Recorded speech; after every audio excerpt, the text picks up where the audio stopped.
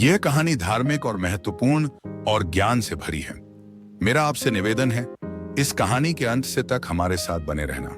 नमस्कार दोस्तों, सर्वश्रेष्ठ कहानी YouTube चैनल में आपका स्वागत है।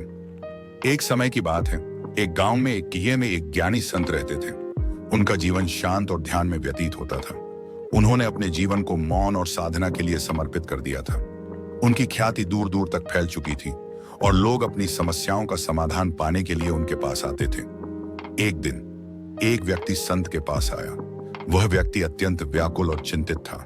उसने संत से कहा, मुझे जीवन के सारे उत्तर चाहिए। मेरे मन में शांति नहीं है। कृपया मुझे बताइए कि मैं अपनी समस्या से कैसे मुक्त हो सकता हूँ। संत ने उस व्यक्ति को ध्यान से देखा, लेकिन कुछ बोले नहीं। उन्होंने व्यक्ति को अपने पास बिठाया और सफेद कागज और एक कलम उसके सामने रख दी। व्यक्ति आश्चर्यचकित था कि संत ने कुछ कहा क्यों नहीं। संत ने इशारे से कहा कि अपनी सभी समस्याएं इस कागज पर लिखो। व्यक्ति ने कागज पर अपनी सारी चिंताएं, भय और परेशानियां लिख दी। जब वह लिखकर पूरा कर चुका तो उसने संत की ओर देखा। संत ने उस कागज को हाथ में लिया, उसे ध्यान से पढ़ा और फिर शांत मन से वह कागज आग में डाल दिया।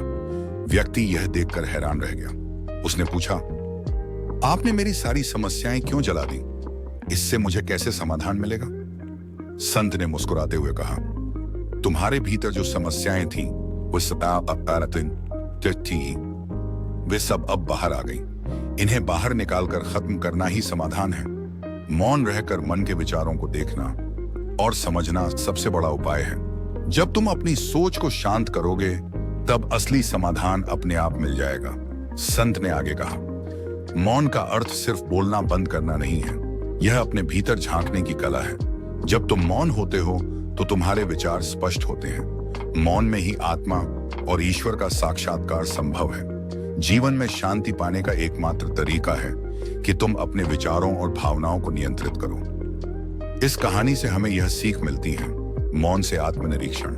मौन रहने से हमें अपने भीतर झांकने का अवसर मिलता है। इससे हम अपनी समस्याओं की जड़ तक पहुंच सकते हैं। शांति और समाधान।